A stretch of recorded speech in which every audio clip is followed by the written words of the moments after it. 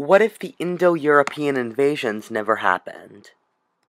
The Indo Europeans were a group from the Caucasus around 2000 BC who spread across the world into Europe, into India, and into the northern Middle East, as well as even western China, around 2000 BC. The Indo European invasions wiped out native civilizations and set up the framework for European, Indian, and Persian civilization, and greatly affected the Middle East and China. So the question to ask is, what would happen if the Indo European invasions never existed? How would history be different? What would the borders be? How would culture be different? That is the question of this alternate history. How were a bunch of horse tribes from what is now southern Russia able to conquer much of the known world?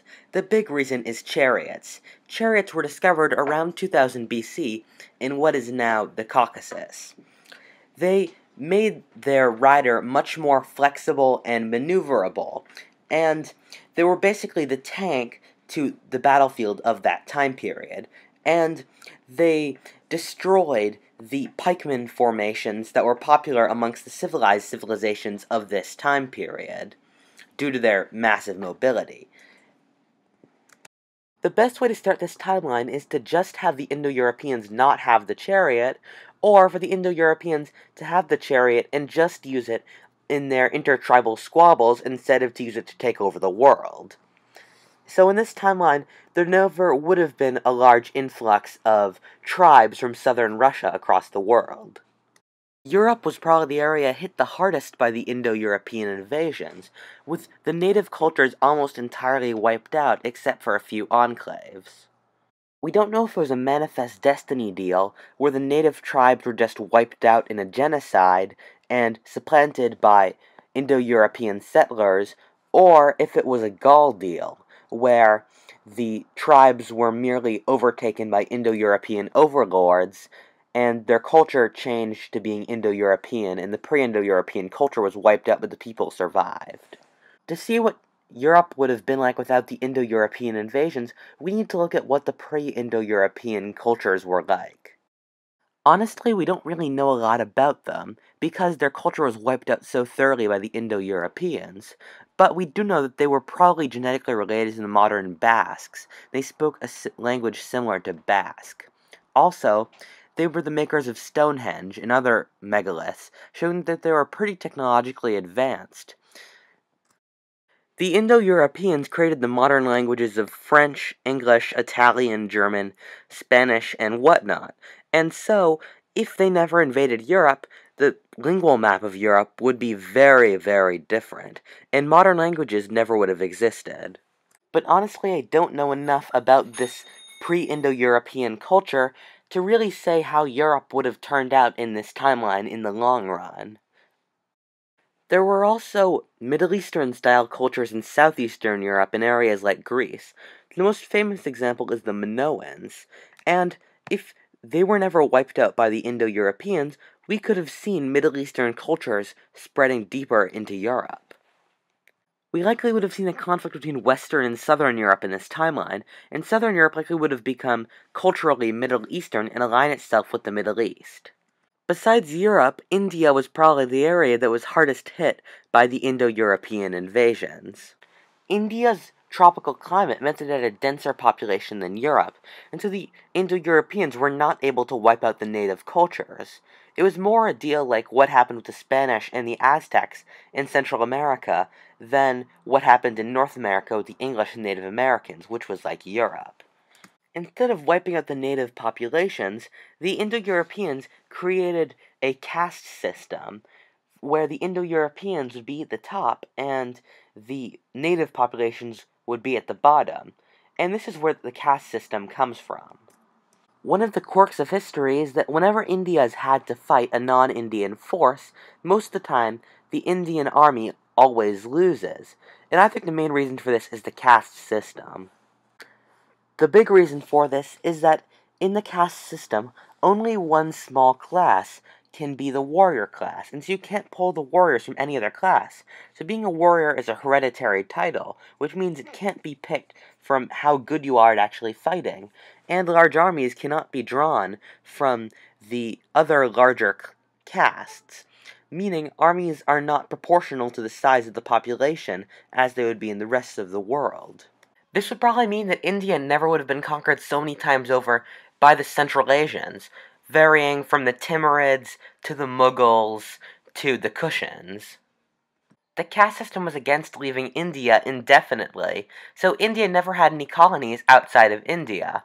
But without the caste system, it's quite possible that the Indians would have colonized other areas around the Indian Ocean. For example, Australia, or perhaps parts of Africa. Meanwhile, in what's now Turkey, the Indo Europeans set up a kingdom called the Hittites that were one of the large empires of the late Bronze Age. The Hittites were a big counterweight to the Egyptians, and they basically fought each other to a standstill in what is now Syria.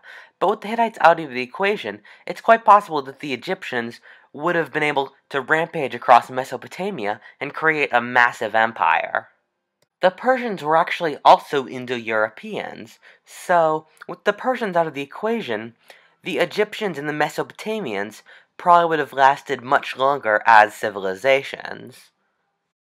Without Cyrus, the Jews never would have been allowed to go back to Israel. Thus, they never would have gone west and instead would have remained in the Middle East. The Persians were a big influence on Arabian civilization, so when the Arab invasions happened, instead of being culturally Persian, the Islamic world would probably be more culturally Egyptian or Babylonian. Surprisingly, the region that would be changed the most by a world with no Indo-Europeans would be China, the area where the Indo-Europeans actually never attacked. The Indo-Europeans never actually settled in China proper, but they did settle in western China, in what is now inhabited by the Uyghurs. At this point, China was a group of semi-literate, semi-civilized kingdoms fighting for control, and this status quo remained until the Indo-Europeans introduced the chariot. One of these kingdoms was able to get the chariot first, and they conquered all of the other kingdoms and united China under the first emperor. Since then, China has had a pretty centralized history, with most of the country for most of its history being run from one central location.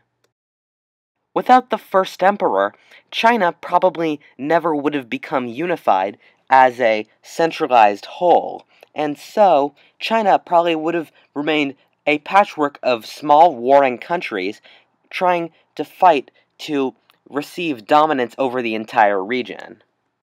This would utterly change the direction of Chinese culture and history, and the big cultural change would be China would be less uniform. 3,000 years of bureaucracy and conscription has led China to being a fairly culturally uniform country. Of course, Yunnan is totally different from Beijing, or Guangzhou is totally different from Xinjiang, but still, when you compare it to Africa, Europe, or the Middle East, the uniformity is astounding.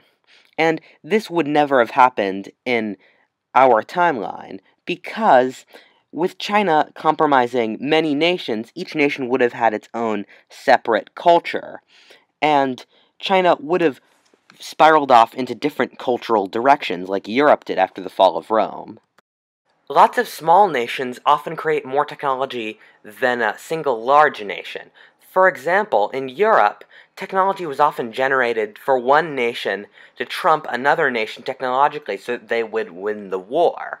In a single large nation, that never happens. For example, in the Roman Empire, there was very little technological progress. In this timeline, China would be a massive technology producer and adopter, as it would be many small warring nations that would try to use technology to get an advantage over each other. Another side effect of this timeline would be that China would have colonies outside of China. The reason China didn't have non-Chinese colonies in this timeline was that why would the emperor want to? He already controlled a massive domain inside China, and why would he need to set up colonies elsewhere?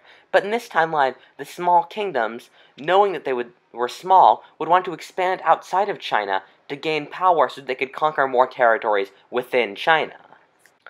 A similar thing happens in Europe. For example, the Spanish didn't send out Columbus just for the sake of it. They sent out Columbus to find the Indies so that Spain could get rich off trade with the Indies, and so that Spain could get gold to conquer the rest of Europe.